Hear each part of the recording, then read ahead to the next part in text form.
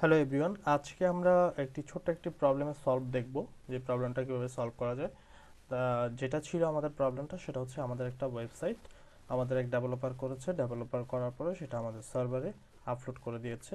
সার্ভারে আপলোড করার পরে যেটা হয়েছে সেটা হচ্ছে অ্যাবাউট আস একটা সে আমরা যখন হোম পেজের থেকে অন্য কোনো পেজ যাচ্ছি তখন ওই পেজটা আর কাজ করতেছে না, জাস্ট পেজ নট ওয়ার্কিং দেখাচ্ছে। আমরা এখানে হচ্ছে এটার মানে যেটা পার্মানেন্ট লিঙ্ক আছে ওয়ার্ডপ্রেসে, সেই পার্মানেন্ট মানে চেঞ্জ করে দেখলাম যে পার্মানেন্ট যদি আমরা চেঞ্জ করি তাহলে কিন্তু কাজ করতেছে। আবার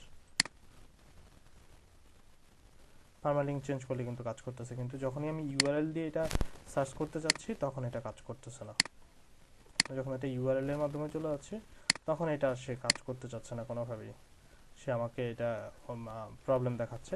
আমি এটাকে হচ্ছে বিভিন্নভাবে টেস্ট করলাম। এটার হচ্ছে আপনার আমরা হচ্ছে এটাকে তার যে ফাইল আছে, কি বলে এটাকে, পার্মানেন্ট চেঞ্জ করে দেখলাম। এটার হচ্ছে আমরা ডিবাগ অন করে দেখলাম, কোনোভাবেই কোনো কিছু দেখাচ্ছে না, জাস্ট এই নট ওয়ার্কিং দেখাচ্ছে। পরে আমার কাছে যেটা মনে হলো সেটা হচ্ছে এসটি অ্যাক্সেসের প্রবলেম। সো আমি এসটি অ্যাক্সেসটা একটু চেক করলাম, এসটি অ্যাক্সেসটা দেখলাম যে মোটামুটি ঠিক আছে। এখানে বেসিক্যালি এসএসএল এর জন্য এটা ইউজ করছে। সো আমার কাছে একটু সন্দেহ লাগলো যে এটা কি আদৌ আসলে কাজ করবে কি না। তারপরে হচ্ছে আমি চেক করার পরে আমি যেটা পাইলাম সেটা হচ্ছে আমি আরেকটা এসটি অ্যাক্সেস আমার আরেকটা ফাইল থেকে আমরা হচ্ছে এই এসটি অ্যাক্সেসটা বের করে আমি জাস্ট হচ্ছে এসটি অ্যাক্সেসটা দিয়ে দিলাম। আচ্ছা, এই এসটি অ্যাক্সেসটা দিয়ে দেখি আমরা কাজ করে কিনা। সো আমরা যদি রিফ্রেশ দিই,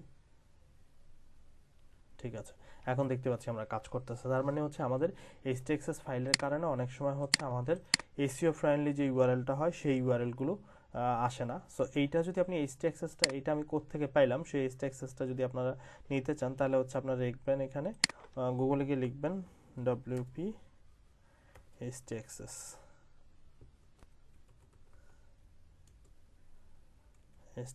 এটা যদি আপনি লিখে দেন তাহলে আপনি মোটামুটি এখানে গেলে পেয়ে যাবেন। আপনার হচ্ছে যে wordpress.org যে সাইটটা আছে, এইখানে গেলে এটা দিলে আপনি পেয়ে যাবেন। এই যে এই কতটুকু দিলেও আপনার হচ্ছে মোটামুটি এটা কাজ করে ফেলবে, এটা কোনো প্রবলেম করবে না। জাস্ট এতটুকুই আপনি এইখানে দিয়ে দিবেন, তাইলেও কাজ করবে, এটা সমস্যা নেই।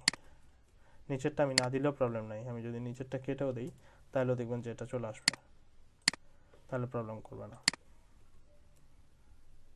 এখন আর কোনো প্রবলেম করতেছে না। সো এই ছিল আজকে ছোট্ট একটা ভিডিও।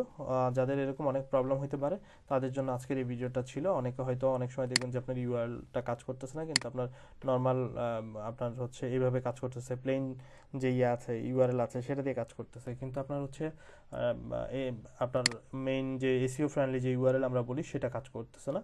সো এই ছিল আমাদের ছোট্ট একটা ভিডিও। দেখা হবে নেক্সট কোনো ভিডিওতে।